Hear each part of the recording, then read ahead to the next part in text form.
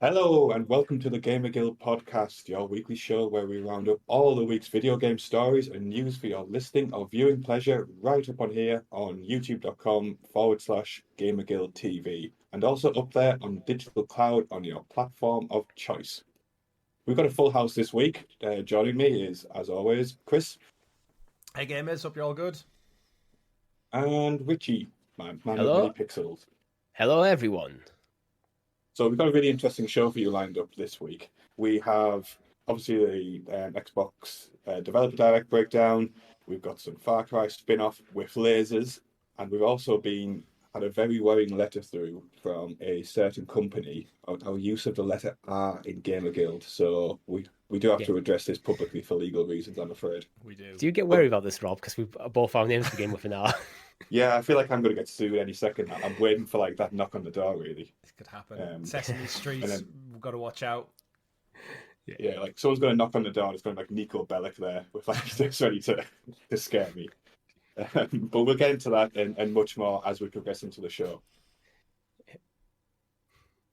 So before we get into the news, don't forget to like and subscribe. It really does help the channel, and any sharing you can do just helps us expand our reach a little bit, put a bit more joy in people's lives, and generally, makes us a bit happier as well, I feel.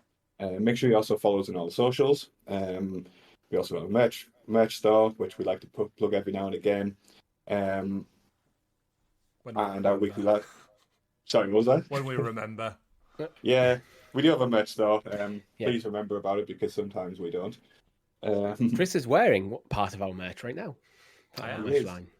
I need to order the new one myself. It's that Yeah, whole same. Christmas season. Like I keep having my eyes on like a GamerGuild TV mug and hoodie because it's damn cold at the moment.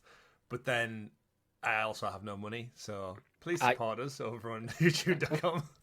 I have a mug. I do like my Gamer Guild mug, and the hoodies are good. It's like we're both wearing like Helix. Well, I'm not wearing today, but we both have like Helix Cloud Game hoodies. And it's like they're good hoodies. They are. The material's a lot better than like the ones you get from Primark or anything like that. Yeah.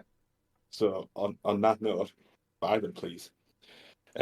Also, thank you for those of you who tuned into our weekly live stream. You guys continued on the Halo 2 run. How are you finding it? Yeah, really enjoying it. I think we're probably going to reach the end of it this Thursday. If we get to it, I think the way looking at like some videos online, it's always hard to gauge because you don't know how long we're going to commit to it. But I'd imagine we're going to round it out. So yeah, it's ticking over nicely. Enjoying the dual protagonist approach to it. Very, very surprised. And yeah, I'm interested to see how it feeds into Halo 3 because we're at essentially the midpoint now of the whole, what would have been at the time, like the expected trilogy of story. Obviously, we know it goes well beyond 3. But at the time, Halo 1, 2, and 3, ignoring like Halo Wars and all the other stuff, pretty much was going to be the complete package. So I think we're about bang on halfway between the whole campaign or the story they're trying to tell. So yeah, thoroughly enjoying it. And hitting the fever peak of the franchise as well. Like if you remember back to when Halo like was at its biggest, like the anticipation going in from 2 to 3 was huge. So I think you're reliving maybe the fan high points of the series as well soon. So that's cool to see. Yeah, the one thing I will bring up, Chris, actually, just so more so you're aware, is I've got the guy coming around on Thursday to change my internet over. I'm not expecting anything because I'm a virgin. It should carry over for like into February a bit, so I should have that overlap. But just in case there's any weird shenanigans going. The guy. Yeah, the guy. The guy who runs the internet. Mr. The internet man. Mr. Internet is coming to my house to give me better internet, hopefully. So is he taking the internet from the top of Big Ben and giving it to you to take some of the internet and then taking it back, or like is he? This is the internet. It's wireless. Obviously. Also, you'll notice on the channel there's been a drop of the Last of Us 2 Lost Levels, which Chris has been kind of jumping through. How have you been finding that one? Yeah, well, I jumped into, so I finished, I mean, we'll talk about it when we get to what we've been playing, but I had a bit of time, and the Last of Us Part 2 Remastered just launched this Friday. If you had the PS4 version, you could upgrade for £10, so knowing what they've added into the Remastered one as a big Last of Us fan, it was like, well, £10 is definitely worth it with the roguelike no return mode, But for me, for the first time, Naughty Dog added in basically behind the scenes cut levels from the story campaign. So what they do is they do audio commentary over the top while you're playing through it. They do a video introduction from Neil Druckmann, and he basically explains like this was initially going to be part of it, and for whatever rhyme or reason, it was cut from the main game. And they basically explain where it would be segmented into the campaign mode, and then you get to play through that part. So there's a section in Jackson before Ellie goes and dances with Dina, so that kind of build up to a anticipation of that happens. You get to interact with a bunch of people, play some carnival games. That's really interesting. There's a part in Seattle where you would have fell in the sewer that they added a whole like puzzle area in the sewers, dealing with like water flow and how to traverse past and through that. That was cut. And then there's an element which would take place before the farm near the end of the game where Ellie actually goes out and hunts a wild animal. But it's interesting to see how they play on her suffering from essentially PTSD from the incident that happens in the game and how it would tie in. I can see like there's big elements in all three of those parts that he played that I would have loved to have been in the game, but I can see why they were pulled out at the same time. But it's very rare in games we get to see that peek behind the curtain. So to allow us to jump in on the sticks, there's some stuff missing. Obviously, textures, like some of the bins look like Lego bins because they just haven't got textures or animations, or there's like the walls are just a blank grey rather than graffiti and posters and brickwork. But overall, yeah, it's just interesting. It doesn't take too long. You can get through them all in probably about half an hour. But I thought I'll get the video up before we do like a no return look, because of course of the channel we've got the Clickercast, The Last of Us. There's a full part one playthrough, so it seems like a good interstitial step before I jump into fully play through part two ahead of season 2 going live. So yeah, thoroughly enjoyed it. Go check it out. Good, yes, on the channel now. Fantastic. So at this part of the show, what we'd normally do is obviously we'll jump into the news and we'll do the slogan for it. But I want to change it up this week, just because of the actions of one of our community members, and that was Sarge this week. So obviously for you two were doing your Halo 2 stream, and Sarge dropped I think 5 new silver member gifts for the community. Which were kind of picked up by Ansel, Marcos, Eterno, the Mighty C, and Krinagar Gamer, I want to say. Krinagar? Yes. I'm so sorry for butchering your handle there, my friend. So all those guys are now enjoying a silver membership, thanks to the generosity of Sarge. Sarge has been like a mainstay in the community for quite a while now. He always pops up on the live streams. He kind of always contributes, is very active, basically across everywhere where our community is. So yeah, Sarge, this next run-in for you. So Chris, Richie, why don't you take it up? Would you like to introduce us to the... Should we try and do it together and sync the whole thing? You can go. You go, Richie. The graciously gathered GamerGuild Gazette, aka... The news. The news. I was trying to throw that across to you, Chris, then. But... So, again, thank you, Sarge, but also thank you to all the rest of our mainstay guild heroes who support that channel just a little bit more and allow us to kind of invest in some useful tools and some useful kind of content production, which just elevates things and makes the channel on a whole stronger. So thank you all again. Absolute hero. Everyone's been really generous at the start of the year. Like everyone says 2024, it's January, nobody has any money, it's cold outside, it's dark, Christmas is gone, everyone's sad and depressed, and then you guys out there, I'm not. Your generosity, you will be when Rockstar come after you. Oh yeah. Yeah, itchy, right? Yeah. I'm gonna live with that. Okay, Ob. Itchy and Ob. Okay. So let's jump into the first news story. Probably going to be the biggest one we talk about this week, and it was, of course, the Xbox Developer Direct breakdown, and generally our reactions to what we got fed by the lovely folks at Microsoft. Let's kick it off with, I think, the one we were all collectively most anticipating, and that was Indiana Jones and the Great Circle.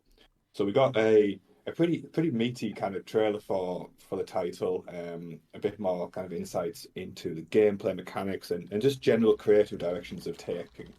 So linking it back to what we talked about last week, where we kind of speculated a fair amount because we had nothing else to really to really go on for the title. So we've had confirmation that it's going to be a first-person title. It's going to share the likeness of Harrison Ford and this classic, I guess, indie aesthetic that we're used to. Voice is good enough, I would say, and generally got a sneak peek on mechanics around lots of whipping. There was so much whipping in the trailer. I noticed, Kinky. which was pretty cool. Whoopah. But yeah, I'll hand it over to you guys. Chris, what was your? I think you're very emotionally connected to the Indiana Jones franchise. So, what was your reaction to seeing the trailer? I was thrilled with it. We obviously spoke about it at length for several years now, I guess, around what it could be, and is a massive fan of Indiana Jones, and then ironically, then Tomb Raider, then Uncharted, and then now the full great circle back to Indiana Jones again. We get this video game, and me and Richie are watching it along. They tease the hell out of Harrison Ford with the opening scene from behind. They had an arm in his face, like it was always obscured in some way, but you could tell. Like I think on the live stream, Richie, I was just calling it out. I was like, "That's Harrison Ford." So you could tell from the shape of his head. It looked. Yeah, Chris was like, "Oh, the back of his head looks like Harrison Ford." Yeah, and I think in my own mind, I was thinking like they wouldn't dare go close enough to his likeness, but not get it. Where Uncanny Valley would be obscenely intrusive in, I think, playing the game. And then we got the reveal. It's Harrison Ford, his likeness, a young Harrison Ford, taking place between Last Crusade and Raiders of the Lost Ark. So it's setting at an age and a time period that we're very, very familiar with from the movies. Troy Baker is doing the voice. I also called that out. I want to say that. Heard it, and he nails Harrison Ford, but some of the later verses in the trailer, it's definitely more Troy Baker than it is Harrison Ford. Yeah. And it was like, that's 100% him. And then it was weird. There was like an Entertainment Weekly exclusive announcement on who was voicing him. So that's why it wasn't in the trailer, because they brokered some deal of, I guess, story exclusive. But as it is, as Rob said, plenty of whipping. It has been confirmed it's going to be first person, which no surprise from Machine Games. But when they do things like traversal and cutscenes, they are going to pull back and show us Indiana's face. So there are elements of third. I'm over it now. I know I was hung up on that beforehand, but watching this trailer and the breakdown, it just looks so damn fun. And the music swell at the right time, and the interactions and the puzzle-solving mechanics. And like you said, the whip. I don't think we've ever had a first-person game that utilizes a whip, right? For like traversal, I'm sure disarming people.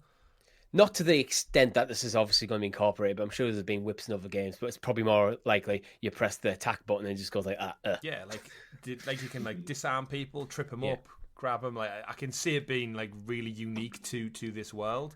But I think just overall, I think they hit the vibe. The music was spot on, and overall, I think the premise of it's fantastic. And I think as an Indiana Jones fan, aside from it being third person all in, this is pretty much all I could have asked for. So I can't wait. This is my most hyped game of the year now. Yeah. Oh, cool. Oh, okay, so that's.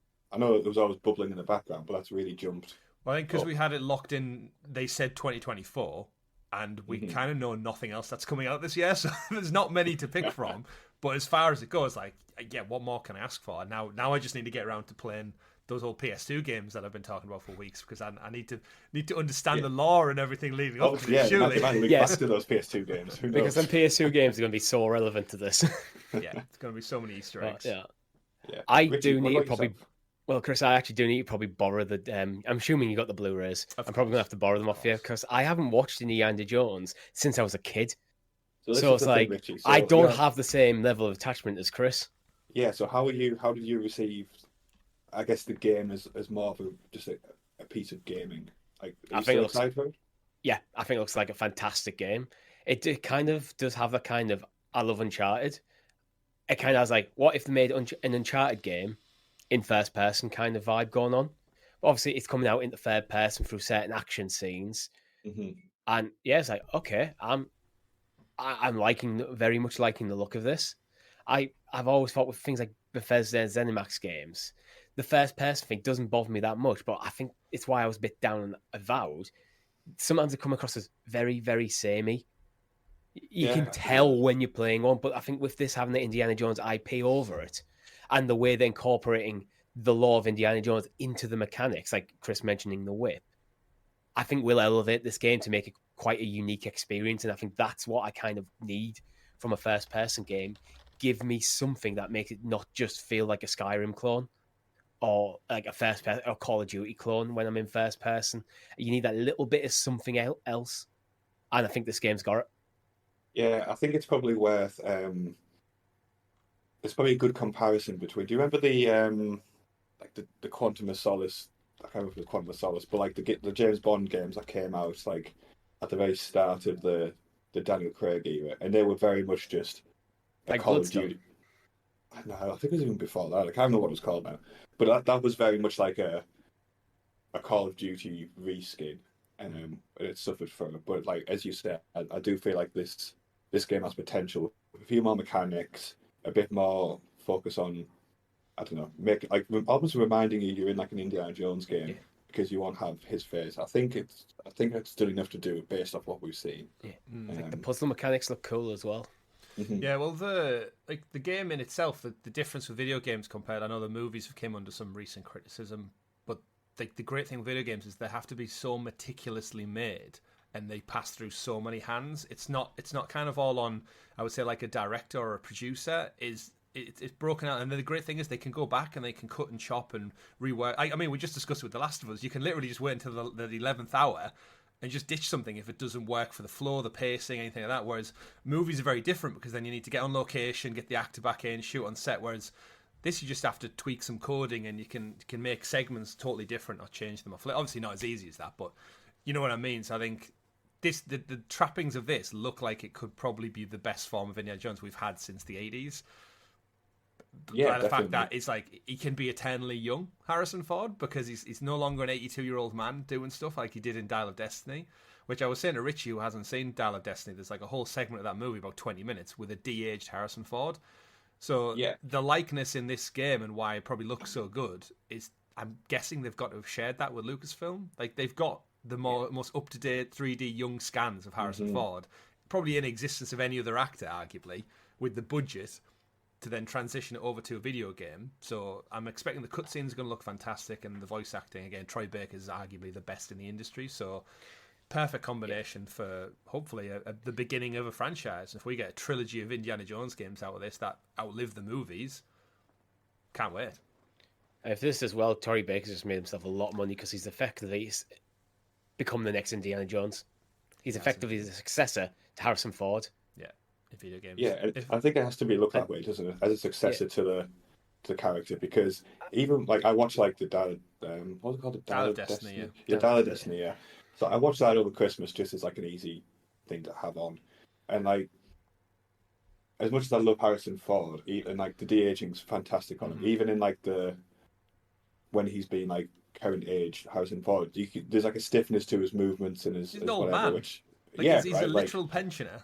Like he should have retired, like like for his age. So like Indy needs to like become something else, and I think this is the best way for them to do it. 100%. Really.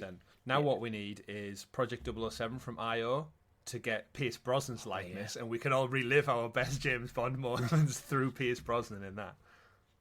Could you imagine? Because again, they have that same issue, don't they? Where Uncanny Valley, if they just make like a generic looking British white guy, how does that carry the story when everyone's like, it doesn't look like Daniel Craig, it doesn't look like Brosnan? We're going to end up with this Agent Under Fire, weird-looking guy who's not Bond. I think it's easier, though, now to do that because with James Bond, because there's been so many actors. Yeah. You can kind of, someone who looks the part as if he was going to be on film, and with motion cap and stuff and the way they do the 3D scans, rather than just having the kind of just the old-fashioned way of having to build like a polygon-based model, you could get it looking like that guy, and then all the kind of expressions and stuff come through him. So you could build very easily a new James Bond in video games that has never been, and be distinct because it's been done and done and done in the movies. I will say, back to the Indiana Jones one, what I think made it stand out so close to Harrison Ford is in the trailer they nailed a lot of his mannerisms. There's a lot of like little subtle movements and like body quirks that Harrison Ford does. And they in the way he words things or the head tilts and stuff, they seem to have captured that really, really well. Which I'm guessing they've probably studied him extensively to get these like things nailed on right. So yeah, I wouldn't be surprised if he's been on set, like when Troy Baker's doing the acting. Like, no, I don't think he gives two shits about this at all. Oh god, no, he'd be like, "How much you paying me? Not enough." Video game, yeah. But at the same time, Wolfenstein games are terrific fun. So, yeah, who better to make a game about killing Nazis than Wolfenstein team? Yeah, right. What about you, Rob? What's Completely your take on that? You see, obviously in the middle of me and Richie, not a diehard Indiana Jones fan, but you have seen them. Yeah, I think I'm excited for it. Part because there's not, the calendar's looking a bit thin, so I think this benefits from, like having a quiet period, to a degree. I think I need to see more of the gameplay mechanics for it.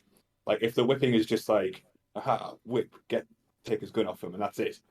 Like, yeah, a lot. It sounds weird, but a lot relies on like the whipping mechanic for me because that's like such like Indiana. Like I don't like the thing of Indiana Jones as well. Like I want like a good variety between like just shooting people and like getting into fist fights and stuff like that because that's like is such a big part of Indiana Jones as well. Like it's not just shooting Nazis, it's punching Nazis as well, right? Of course, like yeah. you need that in there. So if they do that well and they do some of the I guess transitions between first and third person segments, I imagine it's be very hard to like recreate something like the tank like sequence from the first movie. Yeah, I can see it being quite hard to recreate like the spectacle of that in first person to some degrees. But have you not played GoldenEye, Rob? The tank missions in GoldenEye? Yeah, I actually revisited GoldenEye and got frustrated a couple of days ago and ditched it. But that's another story entirely. So yeah, I can see. I think it's going to be good, but it's just constantly under pressure from everything else that gets released, isn't it? That's the reality of the. I think I was game talking now. to Noah Discord saying like the difference could have been. Imagine if we sat here now saying, right, we saw the Indiana Jones game, but it didn't look like Harrison Ford, didn't sound like Harrison Ford, and it was wholly first person. I feel like we would be having a potentially very different conversation now. I think when it was happening live, I said to Richie, like getting his likeness and voice adds so much gravitas to the game essentially. Yeah. And I think it's going to be great. I'm quietly optimistic about it. I have to say. Let's not let Indy hog all the discussion on the developer direct because we did get some other announcements as well. Let's touch on Avowed because I guess we've all had a bit of largely positive feelings from Indiana Jones, and like it wouldn't be a GamerGuild podcast if I didn't bring the mood down a little bit. So let's talk about Avowed for a little bit. It's not giving me anything new to get excited about from that developer like direct, to be honest. So we had like a pretty meaty amount of content for it. Some gameplay, some kind of I guess explanations of mechanics and things like that, and some kind of I guess like vague promises of how it's going to be a bit different from your typical fantasy RPG. I don't know, there's something about it. Maybe it's like the way like the enemies are getting hit and not really reacting, and like to being a bit kind of boxy and a bit kind of Skyrim skin game or something like that. But I just can't get excited about this game in the way I should be for an Obsidian title. I don't know. I can't explain. Like, what were you two's kind of vibes from it? I mean, I'll take it being on the fence, then we'll pass it to Richie to kind of pull it round a little bit. I've notoriously said on this show, like, I'm not really a huge Bethesda fan, like, similar to Rob. I fell off Starfield. From what I've seen of, like, Fallout and Skyrim and stuff, like, I'm sure I would have umpteen hours of fun. Hundreds of hours of fun, in fact. But then there's just something about it which it feels dated to me. And I think what you said there about the fighting, Rob, when they were fighting the little reptiles in the trailer, it just looked like nothing was really happening. Like the block with the shield that hit, and it was just like arms. And I know they went into like dual wand casting and dual flintlock shooting and stuff, but nothing stood out to me that made me think like, oh, this looks absolutely amazing. Like I must play this. And it's not just us. Like I listen to a lot of gaming podcasts, and the sentiment seems to be that across the board, where people are just saying like they enjoyed Outer Worlds, they enjoyed Fallout New Vegas, but then what is this doing that's different than any other generic first person game? Because like honestly, looking at it, I'd probably have more fun playing Ghostwire Tokyo like just aesthetically looking at it.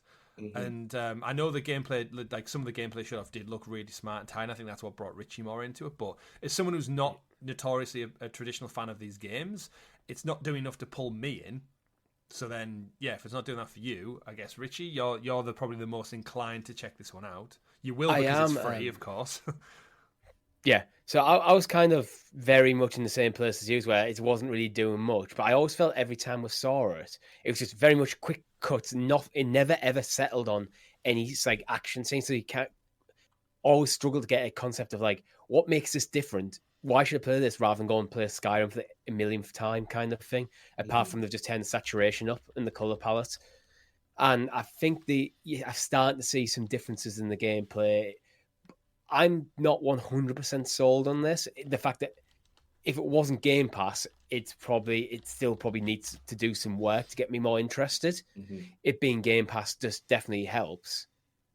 And I don't know, I kind of get into what Chris is saying. Like, I think with the first person, like ZeniMax style games, from things like back from Skyrim to Avowed, and even things like Ghostwire, it feels like we're still looking for something to elevate that genre a bit. Yeah, like what's the next step to? Yeah, to it's like when you think of film? like first person shooters, you could just give someone a first person shooters. You could give someone who hasn't played Call of Duty since Modern Warfare, give them the most recent Call of Duty, and they'll be able to play it without even looking at the controls. It feels like it's a genre ready for like elevation. From what I've seen of Avowed, it isn't it, but I think it will be a good exponent of the genre. Okay, Yeah. that's a fair comment. So, what more do you need to to tip you over the edge into like? Cause it's going to be a big download. Like I read Game Pass on the cost is now the download time for me. So honestly, it comes down to what's around it, because we don't really know that much that's going to be at the end of the year. And we know this is fall or autumn this year, but we don't really know what else is around it. That's probably going to be the make or break for me. If it's quiet at the end of the year in autumn, I'll happily play Avowed.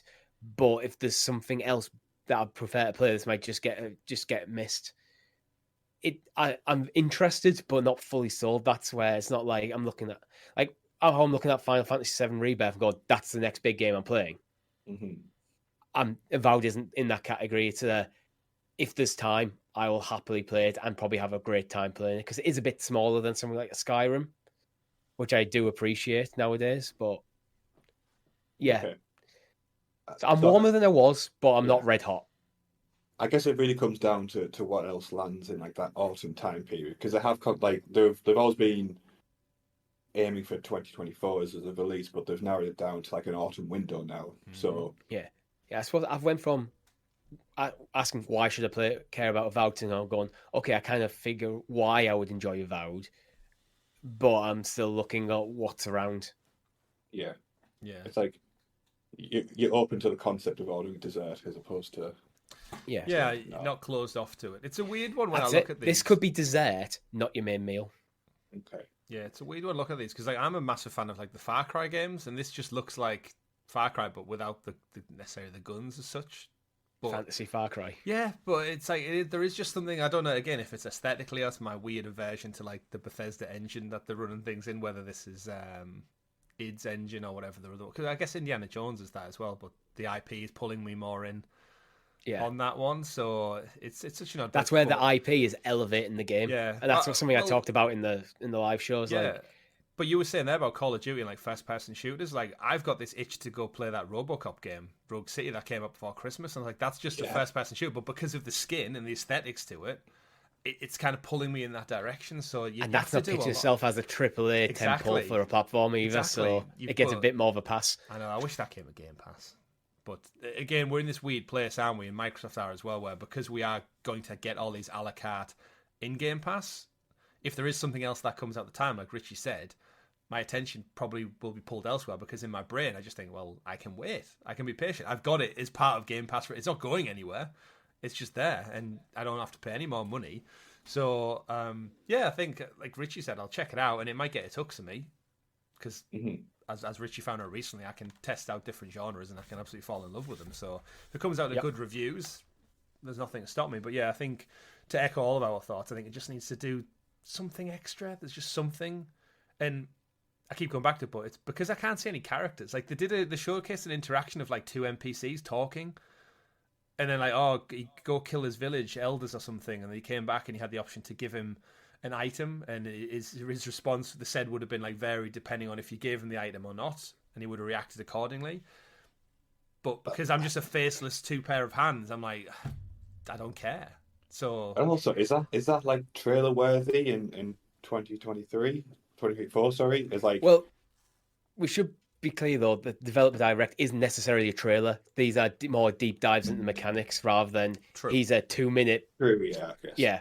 So That's I think. but, So I don't think it's trailer worthy, but I think it's developer direct worthy because that's why we're here. I To learn don't know, a bit is it more. though? It's like developers like are supposed to like show off certain aspects of the game. It's like, oh look, 2 choices, and Yeah. like I don't know.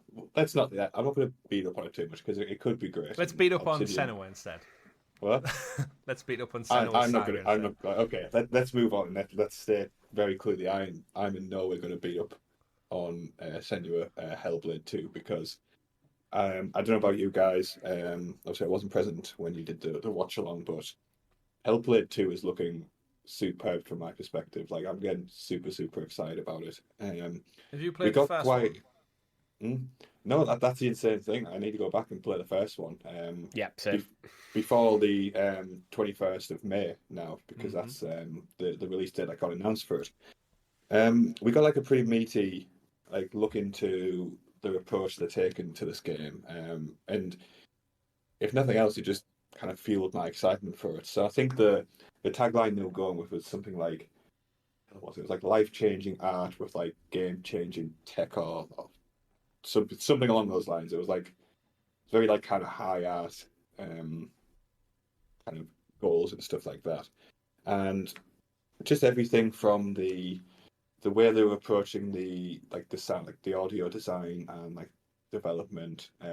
Seems like it's focused on like using headphones to get like that kind of dual effect of things and going, and like the focus on the main theme of the games, which I having not played the first one, I think like leads heavily into like the mental health element. It just like it seems like they're doing a hell of a lot of things right, and it may just be a completely fantastic marketing ploy, but it's the worked on attention me. to detail.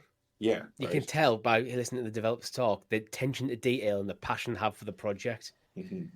Like I remember very distinctly. There was like a behind the scenes of Metal Gear Solid 2 when it launched, which you got with the game disc, and like the clips from that have like really burned into my childhood memory, and it's like the team kind of acting out like the way the troops move in Metal Gear Solid 2 sequences and like the little kind of weird room clearings they do, and like that attention to detail like really captured my interest, and I feel the same for Hellblade 2.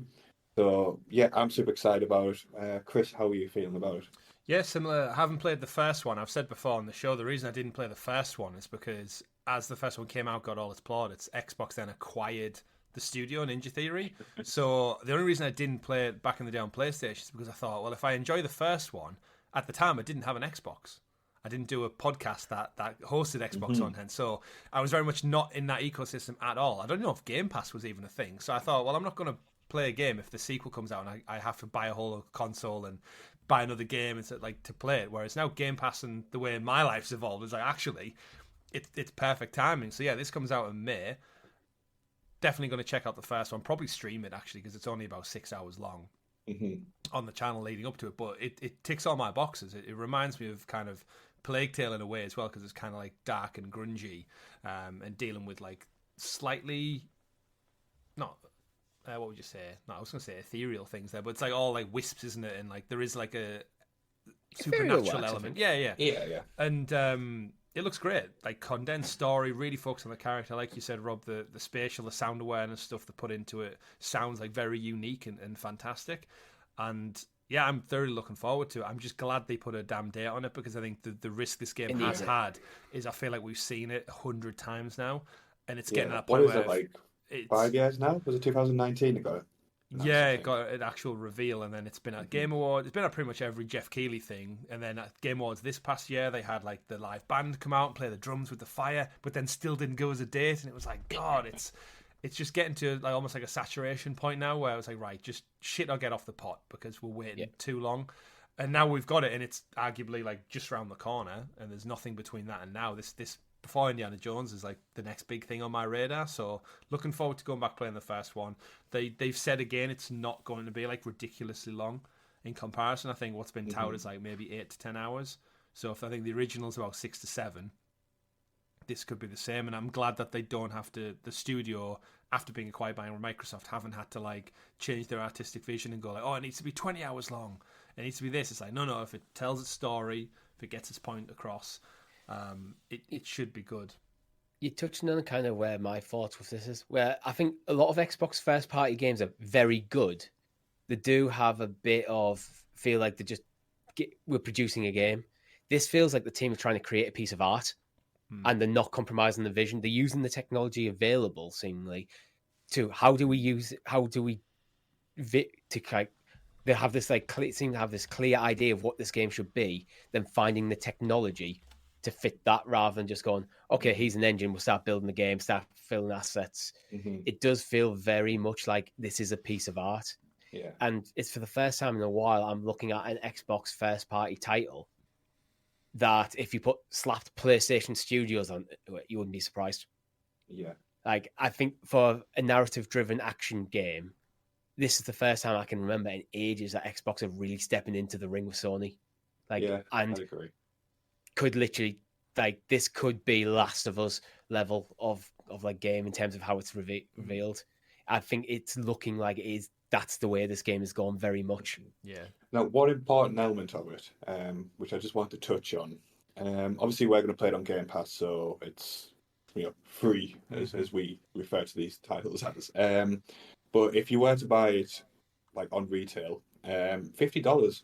So yes, it's a short title, but I feel like the cost they're not putting the typical $70-$80. It's quality rather than quantity, I think, with this game. Yeah, and I think it seems to be fairly as well. Yeah. Actually, as an aside, which feeds into one of our other stories there in the show, Rob, this game not getting a physical release. No. Which I've seen a lot of people not kick off, but show concern that as an Xbox first-party title not to have a physical release.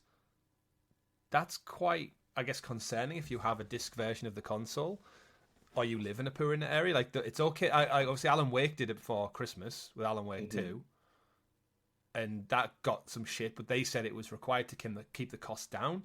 But now first party are doing it, and the story we're going to get to later on is like, we are really pushing towards like an all digital world.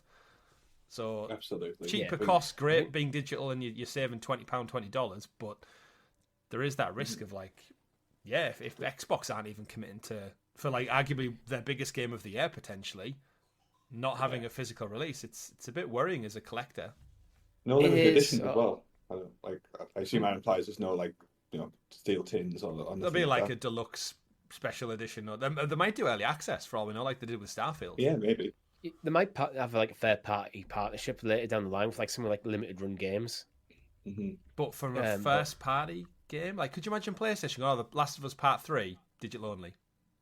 Yeah, I think, to be honest, I think that this is the way the industry is going. I think in like 10 years' time, like physical games might be just done. Like, we've already seen both Sony and Microsoft release completely digital only consoles this generation. I think it's clear that's the way it's going to go. And yeah, I think I do prefer physical releases. The main reason I prefer physical releases is if you don't want to play a game day and date, a lot of like warehouses, big retailers, they'll do price slashes when they're like the game's not selling anymore, like 6 months down the line, and you can save like sometimes 20-30 quid on the game if you don't play a day and date. So you can if you don't need to play a day and date, you can get an absolute bargain. It's why I definitely went for the disc version of PS5, even though it's more money. I know for a fact I will make my money back and more over the lifespan of the console. Yeah, definitely. Yeah. Two side stories to that. Funnily enough, I think Game Pass plays a huge part in that decision, because realistically, if they're going to sell, or people are going to play most of their copies of Game Pass players, like, I ain't buying it physically. None of us are buying it physically. Nope. So that's 3 discs that don't need printing right there. But then on the flip side, did you guys see the article that said PlayStation 4 sold more physical copies than Xbox did in 2023. And that's because everyone's on Game Pass. Insane. So everyone who's got a PS4 is out there still buying the discs. But then on Game Pass, they're not. But that's such an odd statistic because it makes the PS4 look like it's outselling Xbox. It's like, it's not. But software-wise, you can't do direct comparisons anymore. Like, but it goes back to saying, like, just Game Pass is just totally, like, messing with the equilibrium of sales and chart numbers. And like, we know Nintendo don't record on digital sales. So, like, all the stats for, like, last year's, like, top-selling games, like Super Mario Wonder and stuff's up there in 5th and stuff, and Zelda's up there, I think, at 2nd. But that's not counting digital sales as well, which you've got to imagine Nintendo sell a shed ton of digital too. So everything can't be trusted. Like, your data's all skew with all over the place. Yeah. But Yeah, it's we're a definitely in a shame. transition period, aren't we? Oh, absolutely. But yeah, regardless, I think we're all very, very much on the Hellblade wagon for the next few months. I guess like the only thing to close on for that is we didn't see gameplay, but I feel like this is more a symptom of, you know, it's going to be an iteration on the first game's gameplay, and fans of the series, you know, they know what to expect, probably less so than we do as newer entrants, I guess. But I imagine we'll see that kind of resolved in the next couple of months in the run up. Yeah. Anything else to add on Hellblade before we jump on to, I guess, the next two titles? Nope, just hype for Hellblade 1 in. Sounds good. Might play that next, actually. Hmm? Might play Hellblade 1 next because I'm between games at the moment. Yeah, that'll be a good shout.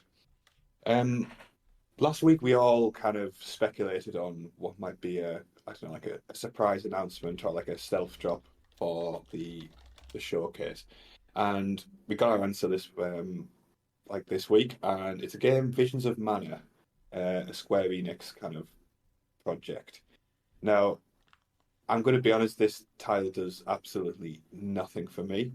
From what I gather, it's like an offshoot of a Final Fantasy kind of side project.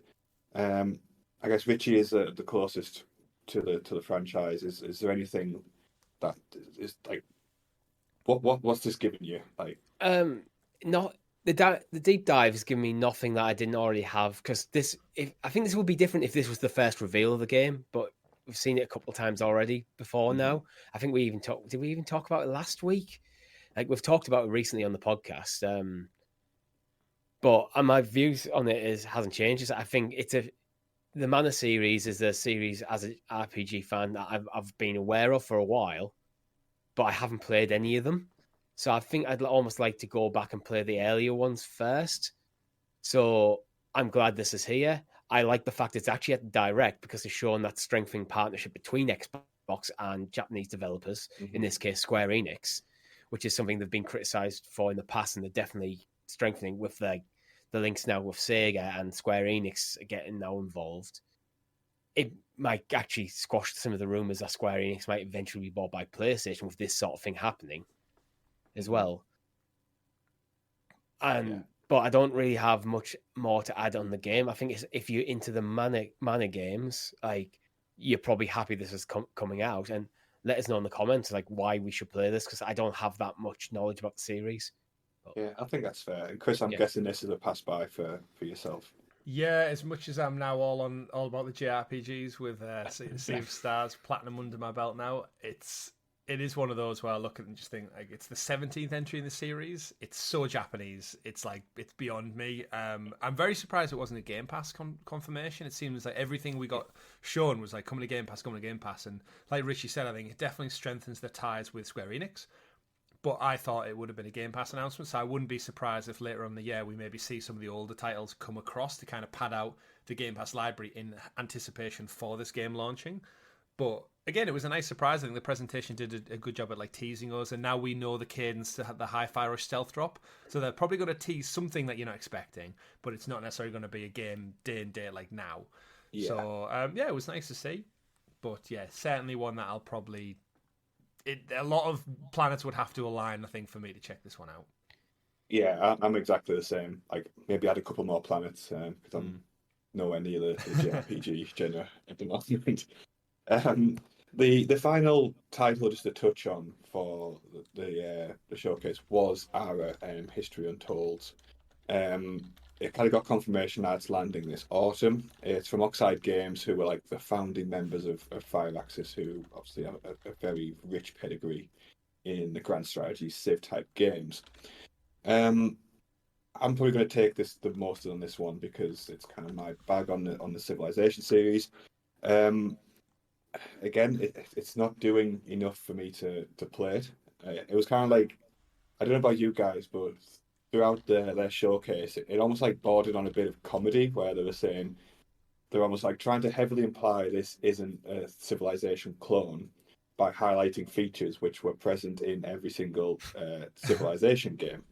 And it got to the point where it's like, oh, you can go like against the grain of history and look, because we've got mechs, and it's like, well, Civilization has like the big killer death robot, and it's like they really kind of try to run into this like alternative history theme, but it's like in every Civ game I play, like I don't know what branch of history where like Queen Victoria took over the entire like planet with This giant one? robots.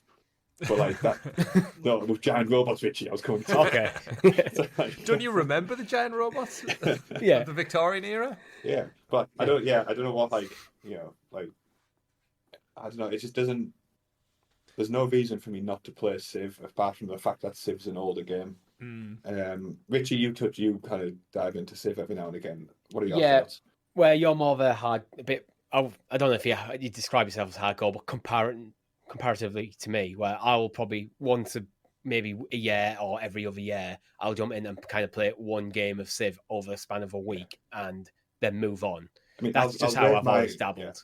My hardcoreness for these games is I will open up an Excel spreadsheet and put sums in to calculate the most efficient starting points for. Okay, so you're straight up. You are full hardcore then. Hardcore or insane? There's a fine line. Hardcore, like a sprinkle of tism, maybe. I don't know. Right? Well, I think you've even extended enthusiast for then. If you have to build a spreadsheet, you went past enthusiast when you're min-maxing your game in Civ. Yeah, and where I'm more like, I might, if I'm feeling a bit experimental, set the AI difficulty to normal, not easy. I'm interested in this game, but for the exact same reasons I'm interested in Civ. But I've never felt. I think the last Civ I bought was Civ 5, and I'm happy because I play it very infrequently. I'm always happy to just go back to Civ 5 because it still holds up. Yeah. So this could be the replacement to Civ 5 for me, but it's not something I'm going to be playing to the death of. But it being on Game Pass means cool.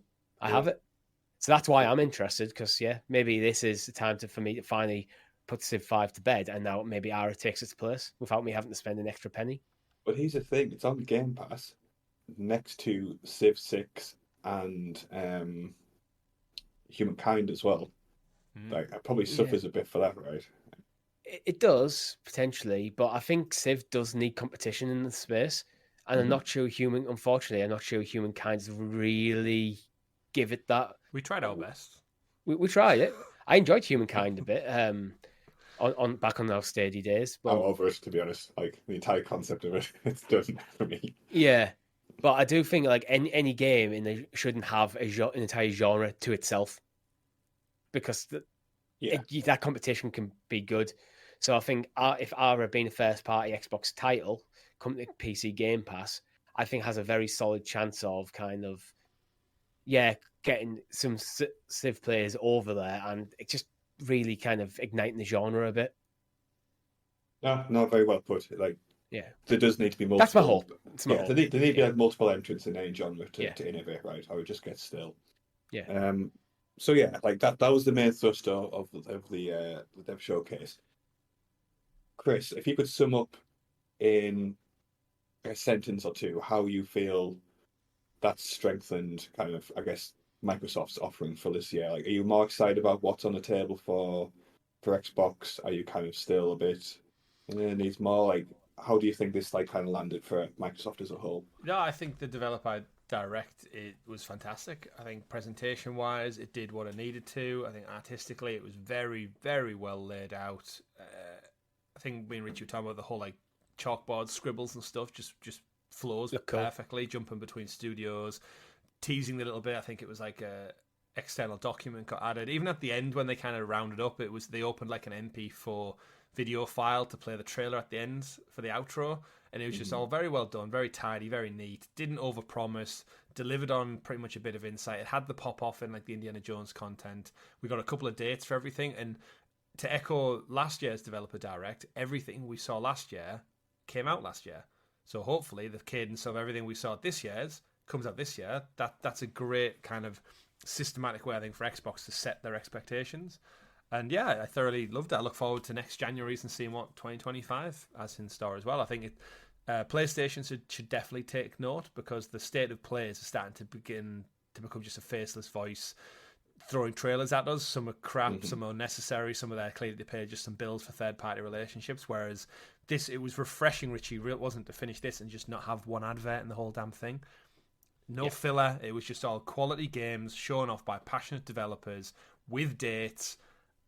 Done and dusted. Yeah, thoroughly enjoyed it. Yeah, building on that, I felt with it being like, okay, we've basically, for in an hour, we've got 5 games to cover. Every game really got their chance to kind of shine, have a bit more deep dive in it. Where as much as I love things like Game Awards and like E3 and things like that, when you get a million trailers back to back, sometimes a lot of things get just lost in the mix in your brain. It just all turns into like soup in your mind. It's like, and you hear about games and go, did we cover that?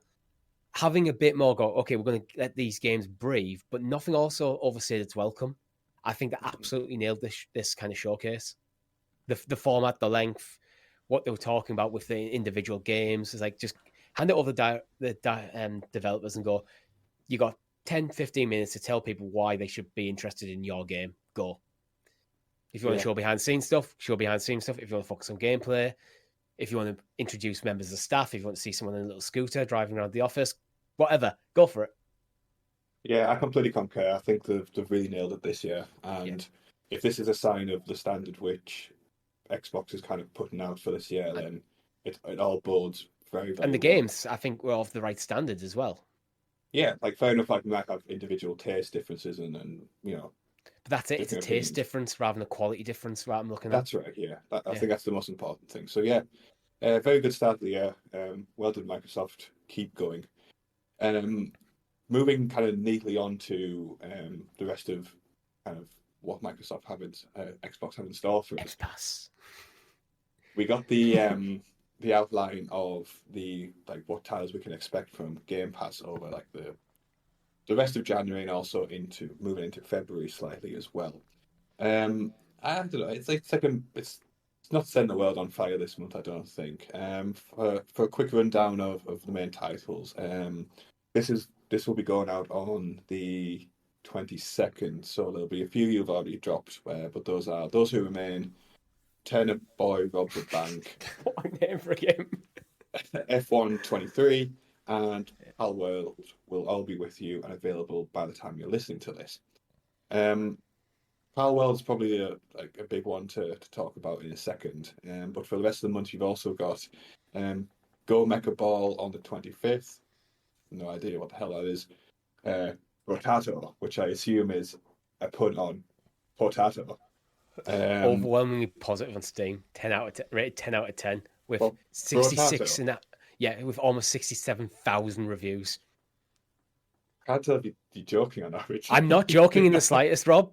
Like, I've just looked at the numbers. All right, let's go. Yeah, go check out Potato. Potato, right? Like potato. Potato. Potato. No, potato. Potato. You say potato, I say potato. On the 2nd of February, we have Persona 3 Reload. Richie, one for you, I imagine. And then 6th of February, a new shit. A game coming out on the 6th of February. Yeah. Someone rip me apart in the comments for the pronunciation of that and my ignorance. I'm very sorry. Anything to pick out from there for you guys? Obviously, Richie, I feel like Persona 3. I'll cover Persona 3 very, very briefly because we've talked about it loads of times. And yeah, I'm very much want to play this game. My only issue with this game, and I love the fact it's coming to Game Pass, is Final Fantasy VII Rebirth, and there's no way I'm finishing Persona 3 Reload in time for that game. So although Final Fantasy is later in the month, the cadence I play games, like, it's going to have to wait, unfortunately. I begrudgingly acknowledge that to myself. Like, I can't fit this game in before, and I want to play Final Fantasy VII Rebirth immediately as soon as I possibly can. That's fine. So this Persona 3 might be the game I play after. And it's only a few weeks before Rebirth. So this is a definite play for me. Okay. But I don't know when. Because I actually did a cover of the remasters of both Persona 3 Portable and Persona 4 Golden on the chat. They're on the channel. You can go watch them. And it was Persona 3 I was leaning more towards of the two of them. And then not long after Reload got announced, it's like, well, I'm not going to play the old version, which for 3, while it was narratively I found more interesting than 4. I thought it was like, it did feel very dated, like almost like kind of point and click kind of style at times. It's like, and then announced Reload, it's like, I'll wait for Reload to experience it at its best. Okay, yeah, I think that's fair enough. Obviously, you've got commitments in a Persona game. It's no small one on top of that as well. Yeah, I'm expecting over 100 hours. Yeah, okay, fair enough. I guess the one that most people are talking about from this list is Palworld, and I will admit, like, this game just completely passed me by. As something, as far as I didn't even give it the time of day, to be honest. But the team took to social media and announced that it's sold as well, not plays or anything. It's sold 1 million copies. I think like a couple of hours after its like early access launch. So for anybody who, like me, has passed the title by, it's a very bizarre combination of Pokemon creature capture and survival, heavy armament, gunning down things. I've never used that sentence before in my life, and I don't think I'll use it again. I describe it as what if Pokemon meets Fortnite? Because I think it's got a lot of the mechanics of Fortnite. Well, if the more survival version of Fortnite, and it's got the art style of it, but then it's basically like almost like a Pokemon game at times. And I actually should apologize because I cut the show from the show last week for like time, and it turns out that was probably a mistake. I think this should have been on the thumbnail. This is going to be one of those that's going to, I think it's going to like blow up unprecedentedly, because people have been waiting for like a 3D Pokemon game with like decent graphics for so long, and then the team behind Palworld just rock up and go, you know what, we're going to do that, but we're also going to give you AK-47s, rocket launchers, and the ability to craft a base to make armies of these things. It's like the Ark kind of mechanics. And it's so blatantly ripping off Pokemon characters. Like, some of them are almost like one for one.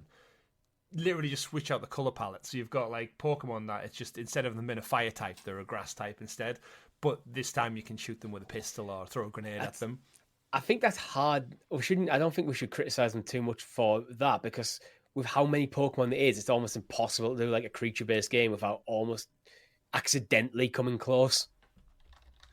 Yeah, I mean, they're definitely Nintendo's lawyers are definitely going to be looking somewhat at this. If the guys who made this game were inspired strongly by Pokemon and were big Pokemon fans, I'd be very surprised, because everyone should be. But in terms of the actual game, like, obviously coming to Game Pass, it gets that little boost already. But then 1 million sold. I think it's going to be one that this is going to be one that streamers pick up on. It's also got big Monster Hunter World vibes, where you're going out there, you're capturing them. But I think because you've got these big boss fights where you're peppering them with bullets and there's numbers pinging off them all over, it's got almost that like addictive nature. I really hope they've got good lawyers, because the more I watch like some of the footage of it, like, if I told you this was just a game mode within Fortnite, you would totally believe me. Like, I'd have said if you told me it was the new Pokemon game, I'd believe you as well. Like, if you took the gun clips out and just showed them running across like luscious environments, that's what I mean, or flowing through the sea on the back of something that literally straight up just looks like a Gyarados. Yeah, it does feel a bit you're very much dancing around, or dancing on the line with two massive corporations here who might be quite protective of their IP. I'm gonna go check it out now, though. If I'm honest, like, it looks like it's. I always feel like this is a stream, like event, isn't it? But yeah, I think that's definitely one I'm like that caught my attention more so than anything. Besides from that, it's a January drop of Game Pass. I wasn't expecting miracles. There's something there for F1 fans if you are of that persuasion. But I think we'll move swiftly on to talk about the next story, which is someone's hooked onto the concept of a Far Cry spin-off game featuring lots of lasers, from what I can tell. It's known as Captain Laserhawk Niji Warrior, which has only been picked up because it's been rated by the PEGI classification board. Peggy Ubisoft 12. Ubisoft has said nothing about this game and have actively declined to add any context to the news that dropped. Now, I'm out of the Far Cry ecosystem, and from what I understand, the Captain Laserhawk was a spin-off Netflix show. If I It hasn't came out yet. so. Okay, so it is coming out. It's okay. coming out, yeah. I'm guessing they're going to tie it in with whatever this ends up being.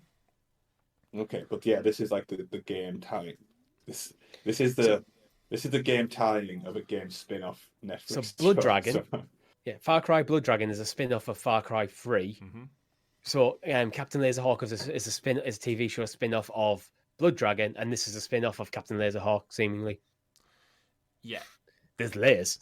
Yeah, I mean, the main protagonist in that was called Rex Power Colt, was his name, and he was voiced by Reese from the original Terminator movie, and it was very much an ode to 80s action, but with that neon aesthetic. And like Blood Dragon's phenomenally fun, but Ubisoft have done a typical Ubisoft where the games that do great, they just sit on and do nothing with for a decade. Looking at you, Black Flag, where they could have really probably got 2 or 3 entries out of this IP by now. That would have been fantastic. And instead we get a weird zany spin-off Netflix thing. But we know Far Cry 6 is now nearly 2 years in the rearview mirror. We know they like to do an interstitial thing based on usually the same map with a reskin. We played the Stranger Things one, Richie, and it was really fun. Like reskinning it the upside down with those characters. I've never watched Stranger Things, and I really enjoyed it. So I think taking the Far Cry 6 map, whack some Blood Dragon skin over it, tie it in with a Netflix series. They may be hoping for that Witcher 3 boost that it gets every time a new season launches. But overall, I think we're probably overdue. And let's face it, if we've got a big Assassin's Creed game this year, Ubisoft also like to cannibalise the sales by dropping another big title. So I could see this game dropping probably within a week of Assassin's Creed Red. Yeah, I mean, something to do. If it's anything close to Blood Dragon, I'm there for it.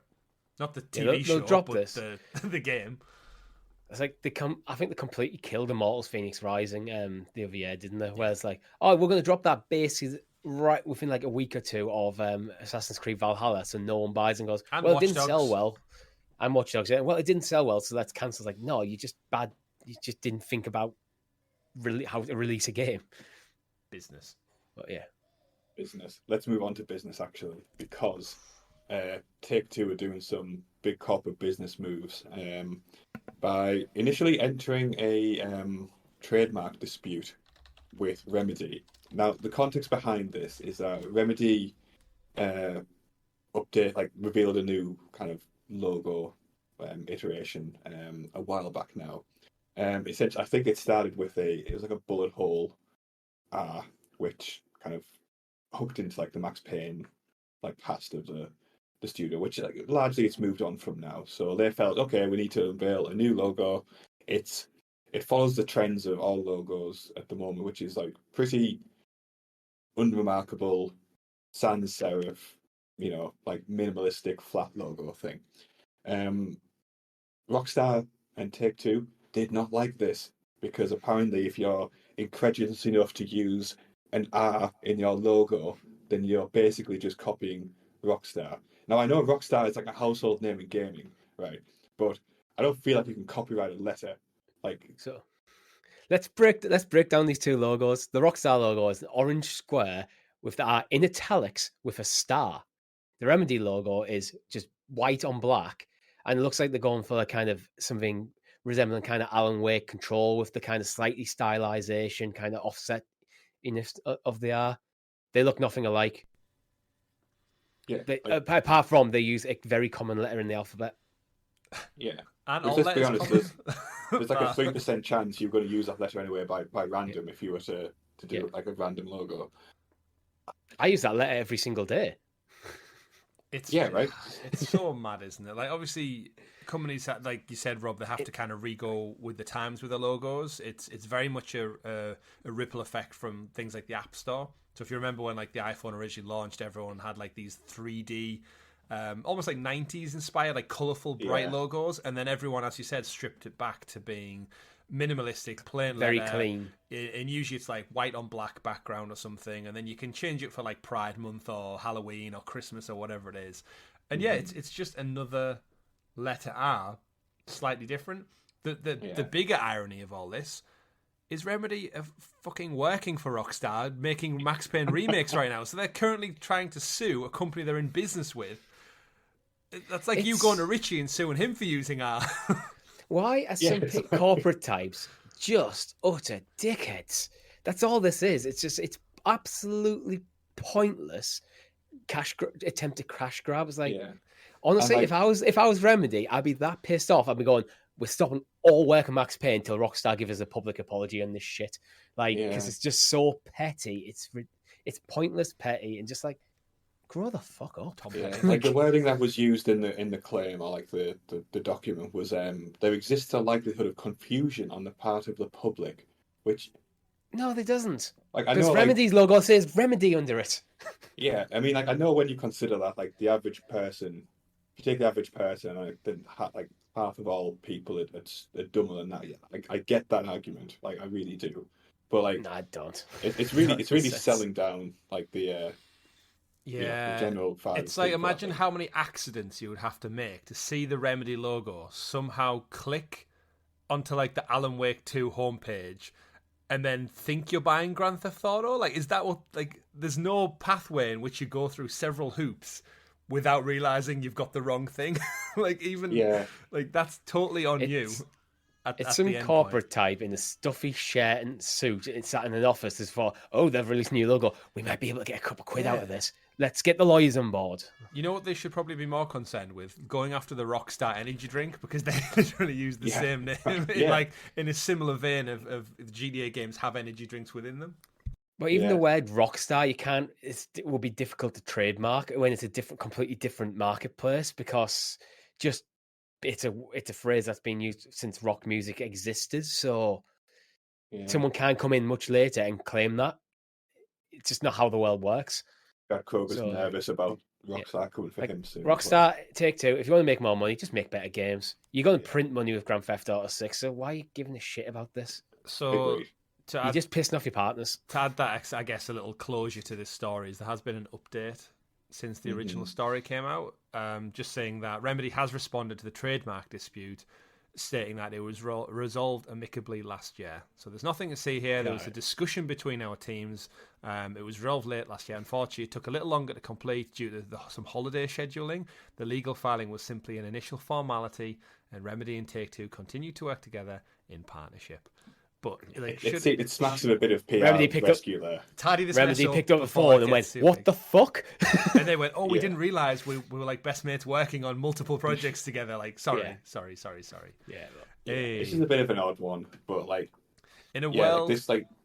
It needs to stop this type of shit. Well, we talked about a couple of months ago? There's something similar came out. I can't remember what it was. Oh, there's always corporate bullshit going on. Yeah. Well, remember the reason we referenced it there, but Immortals Phoenix Rising was originally called Gods and Monsters, and the reason that Ubisoft trying to change the name is because Monster Energy Drink said that they weren't allowed to use that in the title.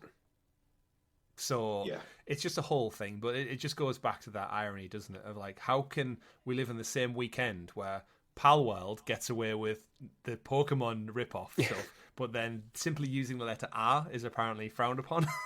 Here's a crazy thing as well. So like, two people who probably came dangerously close to getting sued by Rockstar as well. The Rocksteady crew, who just added a couple of letters and then made a new word. How the audacity! Incredulity. They've obviously the co-founders from Rocksteady have been, I guess, formally attached to their new kind of AAA studio, 100 Star Games. So it's got a star in the name, Rob. They're going to get sued. Exactly right. They're going to get sued. It's just a matter of time. The star's orange as well in the logo. Again, another copyright claim. But we've known about this studio for a while. It's a London-based studio. Again, formed out of, I guess, I'm not going to say ashes of Rocksteady, but definitely the smouldering remains of Rockstar maybe. Yeah, so London-based 100 Star Games. They've been around, but like I guess it's finally official knowledge that like the co-founders of Rocksteady are behind it. We don't really have any kind of concrete information on what's to come from those guys. I don't believe. No, I think Kotaku were the only ones who actually picked up on this, as they realised the two studio heads' names were on like some kind of legal company filing document in the UK. So it wasn't. It's not even like official. Like they've not released a press statement or anything yet. This is just their names coincidentally showing up on the name of a new game studio. My suspicion is that these two folks, the two heads who founded Rocksteady, have left imminently before the launch of Suicide Squad. And I think there's like a weird legal thing where maybe if you leave a company, you're not allowed to go and create another company in the same marketplace. Yeah. Until after the product you've been working on for 8 years is released, because you almost have insider trading knowledge of like what Suicide Squad is. They might not have left yet. Oh, it might be a plan. That was officially they've left gone. now. They made this. It was right. like some point early last year. But which again, I think we said at the time when we covered it, like is that a ringing indictment of the state of Suicide Squad, that they worked on it for 7 years, then left before launch? Because that means all their bonuses and stuff just throw out the window. Fair, WB doesn't, when it comes to games, they don't seem to have a clue where they stand, because they keep changing their mind whether they want to sell the games division, keep it the games division. They're pushing hard at games as a service, but then the one game they've had in recent years has actually done well was Hogwarts Legacy, which isn't games as a service, but now they're talking about the next Harry Potter game being games as a service. They just feel like completely all over the place. And if you're a game developer, like running a studio with like the reputation of Rocksteady, and you're just like, we just want our parent company to have their shit together so we can make the best games possible. This might just be a case of, should we just go somewhere else? Yeah. Like, we can't take Rocksteady, but if we just leave and start again, it might be them kind of vibes. I think all the talent from Rocksteady who wanted to work on a single player narrative game, aka a follow up to Arkham Knight, will jump ship to go to these guys. I think they'll get that. They'll get that pay for Suicide Squad, whatever it may be, and then they'll cook the cord, start fresh without that tinge on them almost. Yeah. Agreed. But, yeah. So best of luck to those guys. Just get your name out there a bit more officially, I guess. And don't take 9 years to get the whatever it is out, because we'd like to see it something sooner. Suicide Squad less than 2 months, less than 2 weeks away. Oh no, yeah, like I have to finish all my games so I can start playing Suicide Squad when it drops. Whatever. Moving swiftly on. Very, very quick story before we jump into the last meaty story of the show. Had a PlayStation continuing their foray into TV film in a bigger way. A Until Dawn movie has been announced, and it's got a pretty good director attached to it. So we don't know when it's going to come out or to what degree of pre-production the movie is in. But it's got, let me grab his name, David Sandberg, who was behind the first Shazam and also Lights Out, which was like a really kind of movie I rated. So yeah, like obviously it's got some good people attached to it already, and also the added benefit of not having to you can consume Until Dawn content and not stress every like 2 seconds that you're going to inadvertently get a character killed is a big bonus for All me. three, Richie.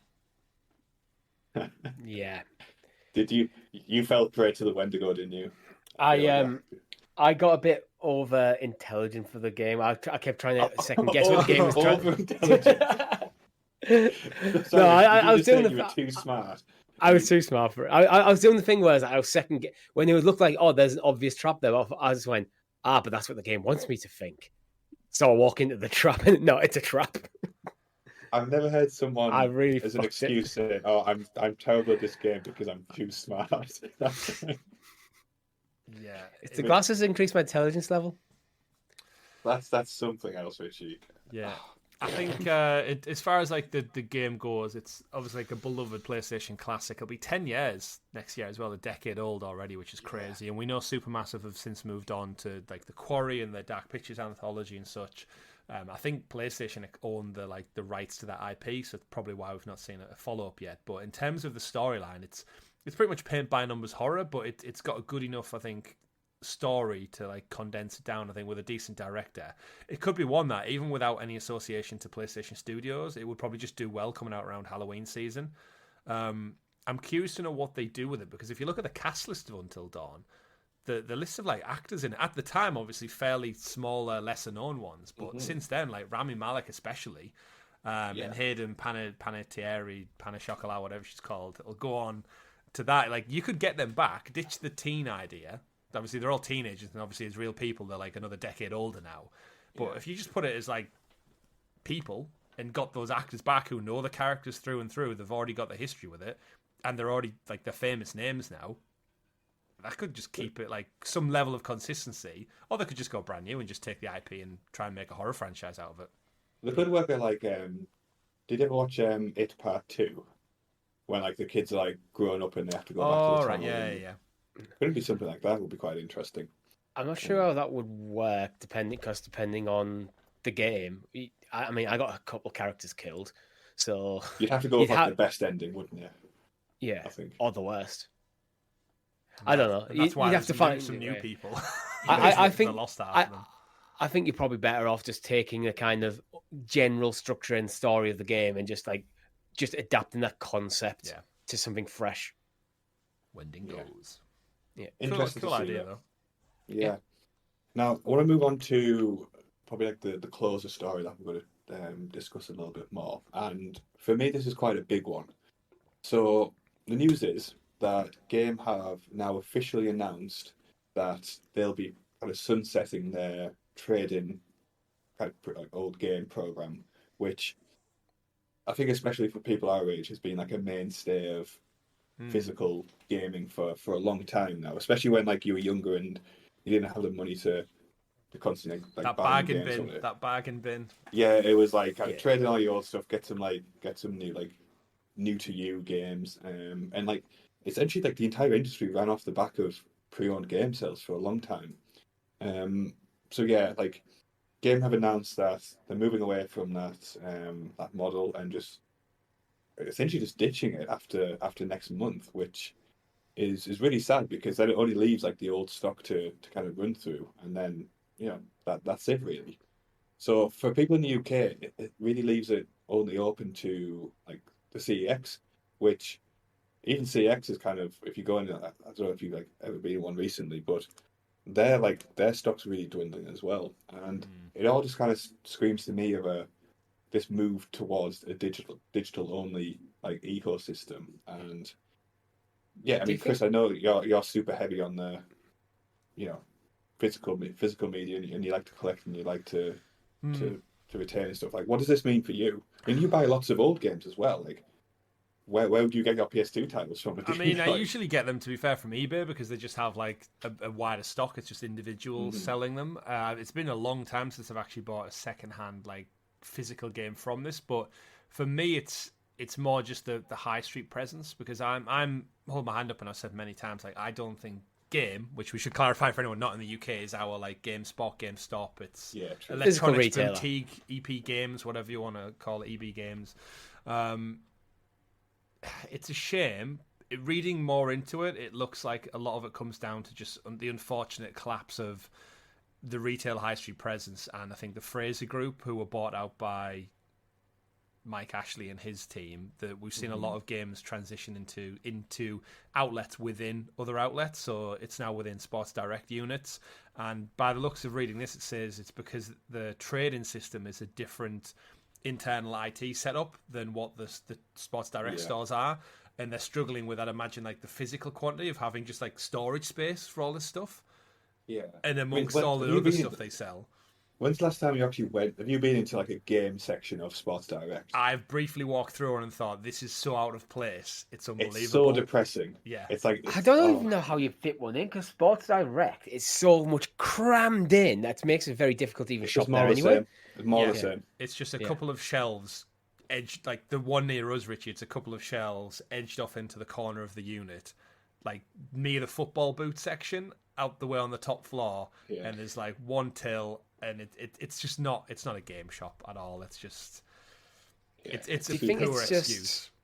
Do you think this is just a kind of sign of the times more rather than game being a trendsetter? Do you think they're just responding to trends? If less people are just trading in, walking into the game to trade in the games, more people like are selling to Chris on eBay and using like digital online retailers for trade-ins, it might just be a case of it's got to that kind of tipping point where it's like, does it make financial sense for us to maintain this part of the business when it's actually a part of the business that actually does undercut the main part of the business, which is selling new games? Yeah, When people aren't, when the footfall isn't there, people aren't buying them, people aren't trading them in, and we've got this entire like stock system that we have to manage. Is it time to just jettison that?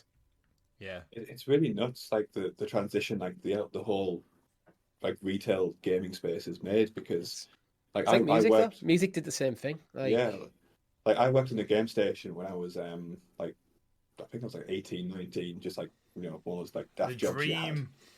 The dream, like for context as well, Game Station, for anybody who doesn't know, it got bought by Game and then like kind of shut down, symbioted into Venom, into Game, yeah. But I remember like that, like shops like that, they relied on the second-hand market to actually be sustainable. Like that was like what kept them going, and now it's just completely flipped on its head, and it's just not the same as it used to be. Yeah. And I sound like a massive boomer saying, "Ooh, it was better this way, it was better that way." Like, it is very nostalgic for me to know this isn't going to be a. I actually think the future in brick and mortar game stores is to go more merch based rather than actual game based, as more people do switch over to digital only. Like, we've been talking about, how much have we talked about Xbox this show, and specifically regarding Game Pass? Yeah. Well, you've seen it now. Like probably last time I went into a game, it was just filled with like Funko Pops and I think that's where the money's going to be. You have still the charts, but you don't have the same level of depth of the catalog that you used to always have. Like, no. I think that is probably just the way it goes, and unfortunately, it seems like the trading bit's going to disappear as well. CEX could do really well out of this actually, because in the UK it seems like they will be the last like retailer, and that is basically the focus of their business is secondhand trading stuff. Yeah. So if game gets rid of that, I imagine whoever the managing director of CEX is like, yep, I like this decision from you've made. This keeps my business going for a bit longer. As you said, it's just diminishing returns, isn't it? If this entire generation, everybody's playing Game Pass, that means I ain't trading in a Halo Infinite copy for 50 quid. I ain't trading in Hellblade 2 for 50 quid. It's literally all digital. So there's an entire pillar of their trading business gone. And as you said, as time goes on and less people are buying them, and then we don't have the space to store the stock. And then the longer we hold the stock, it's like assets that have, again, lesser returns. Like, unless you've got some gems in there that you can sell for triple the value, because they do make a lot of profit off the markups, don't they? They give you like £10 trade-in, but if it's store credit, we'll give you more. So you're spending it within their same ecosystem, or we'll give you 20 pence or something for cash. And like they know what they're doing, and there is a high level of profit in it, but it's managing that, and it's I'd imagine it's a lot of tedium going through it, and as we've said, just like keeping it on site. It's not just someone going in and go, oh, here's a stack of games, and go, okay, that's 5, 10, 15, whatever, here's your money. It's testing them all and stuff, and making sure they're fully functional, because they need to resell it, which is all time consuming. And have a warranty on it, and there's a lot of legal stuff that comes in, but it's a big massive shame. But I cannot see Game surviving till the launch of the PS6 for me personally. Especially not under Mike Ashley. He's not exactly well looked upon. Yeah. But massive knobhead. But to eBay and I was trying to be subtle, Rob. No, I have too many dealings with like Fraser Group and my work, and no, they're all a bag of dicks. Anyway, how much would CX trade in for a bag of dicks? I don't know, like 37 pence. Yeah, like CEX is going to be like laughing about this. Like the CEO. Weirdly enough, do you think the CEO of like CEX is like a dyed hair, Rockstar energy drink, scruffy jeans, drinking? Absolutely. I I can't imagine anybody like who works at CX like being like corporate at all. I just imagine it's the same like hungover teenagers that work there, work the shops. The only difference is he just looks a bit older. Yeah, I think so. Yeah. I worry for, you know, when you play guitar and you build up the calluses on your fingers. I worry for their fingers when, you know, the rate in which they pop discs out to check them. Like all their entire days, just DVDs, Blu-rays, disc. Just like that they get home, like my index finger and my thumb are just burnt. I'm pretty sure they're snapping like at least, you know, every 15th disc as well by the speed they go. It's like this disc cracked in half. Yeah, you did that because you were going at 50 mile an hour. That copy of Man of Steel's just been wrecked now. Okay. Oh, dear. Oh, I mean, let's tie things out with a bit more nostalgic. Since we just went down the route of, you know, it was calling Mike Ashley a bag of dicks. Yeah, gaming shops were better in our time. We have some pretty big anniversaries happening in 2024 for gaming, and I don't know about you guys, but it just makes me feel very old. Yes. So let's start off with the least offensive to us, and probably to our audience as well, and then move on. So a couple of games are reaching their 10-year anniversary right now. So we've got Goat Simulator, you know, classic, which I think is up to its third iteration now, I want to say. It's up to a second iteration, but the second one is called Goat Simulator 3. Okay. We've also got Watch Dogs turning 10-year-old in May. Five Nights at Freddy's is actually 10-year-old now. They've just had a movie come out. Yeah, there's kids out there who like, I remember growing up with Five Nights at Freddy's. When I remember when we all went around our mate's house and we scared the shit out of each other. And like now those kids are like mid-20s. Yeah. So we've had like the Evil Within, which for me was like a really underrated game. Perhaps didn't get the pickup it should have, but yeah, good as well. Games that are turning 20-year-old in 2024. This is where it really starts to stink for us, I think. So original Far Cry turns 20 in March. Fable turns 20 as well, which is due for a big revival soon. So hopefully that kind of hands off for it. Star Wars Battlefront, the original, turns 20 in September as well. List. Yeah, San Andreas, 20-year-old game. This is such a solid list of games. It is. It is like how good was 2024 games? Yeah, 2004. 2004. Sorry, yeah, absolutely solid. San Andreas, Halo 2, Half-Life 2, Metal Gear Solid 3. Again, going back out again. Half-Life 3 confirmed. Like just that That's moment got me. in time, lads. Just take it back. You're 14. You've got not got a care in the world. You don't need to worry about income, bills, mortgages.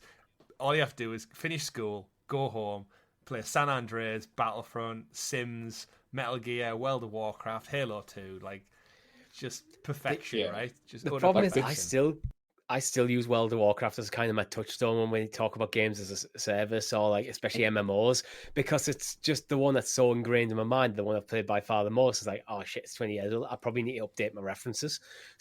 Yeah. I mean, going even further back as well, 25 years ago, original Silent Hill, original Super Smash Bros., Resident Evil 3, so pretty strong year for horror, was 1999.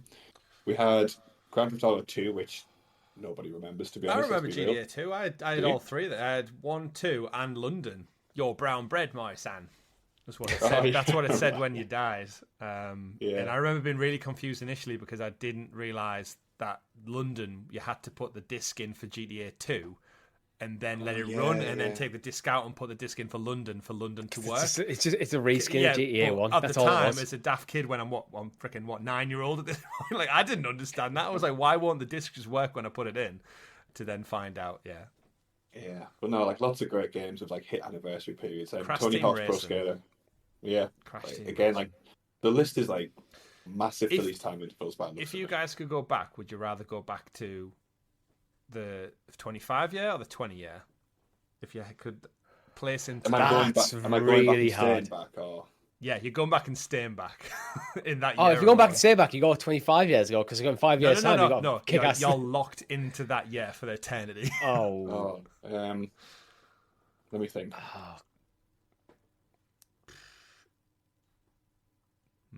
This is really difficult because I couldn't couldn't drink in either of these. Also, time bear periods. in mind, yeah, but look at the games you could play. I think I'm going to go 20 years, although there's some games I actually probably remember more fondly. 25 years ago, I think in terms of the quantity and the diversity of games, I think it's a bit better 20 Also, years ago than remember 25. one of them you're 10, one of them you're 15 years old. So think of the rest of your life as well. Would you rather be a 10-year-old? This or is the 15? thing. Like, when you're 15, do you go through like that? You'd have to just permanently live in that perpetual state of like angst and Hormones. frustration over girls and stuff, wouldn't you? It's like I think I prefer the ignorance of being a 9 or 10-year-old. Yeah. Yeah. Oh, yeah. I'll go 9-year-old. I think. Well, 10-year-old because of the way. I'm going to go 15, despite the fact that I was a massive emo at the time. You still are. A bit. Yeah. And then for our audience members who are beyond our age. Oh yeah. Should we go like Yeah. deeper? What have we got that has turned 30-year-old? 30 years. Again, it's a good list. It's not bad, is it? So 1994, couple of years after Foo Fighters' seminal self-titled album, we had the Elder Scrolls Arena drop. Richie, so like the precursor for everything that you Never love played it. and hold dear about the Elder Scrolls franchise. Earthworm Jim, which I think I had that still on the somehow Sega has- Mega Drive. yeah, I remember like that it from was a Sega Mega version Drive. of Earthworm Jim. Yeah, and then we had a couple of like a Star Wars tie-in, a couple of movie tie-ins like Alien v I Predator. think TIE Fighter was actually really quite well revered in like the PC gaming space. Yeah, and then we had two big franchises kind of launch actually. So we had Tekken in its first iteration, Paul and his like perfectly vertical spiked hair, and then Need for Speed as well. So Need for Speed is 30-year-old as a franchise now. Quite remarkable. Absolutely. So yeah, there's a nice little nostalgia trip down for everybody. Like the amount of franchise that got built in these periods of time is like massive, right? Like, I mean, it's the fact. Surprising how much is still around. I was going to say it's the fact that like we take the year Richie wants to live out eternity in the 20 years ago. Far Cry, possibly a new one coming out this year. Fable, on the cusp of probably next year, I would say. There's a new Sims game in the works. I definitely hope we get a new Battlefront soon. There's a new GTA coming next year. There'll inevitably be a new Halo coming soon. Half-Life 2 is just, that's where the book ended. We get Metal Gear Solid 3 Delta, possibly this year is the rumour. And World of Warcraft, still just chipping away. So it's mad to think that these all existed, but they all exist in some form in gaming today, which is terrific. So long may they live. absolutely nuts. And on that very happy, very nostalgic, and maybe a bit depressing due to the age-related connotations of it, we're going to end the show here. So, as with every week, thank you very, very much for listening.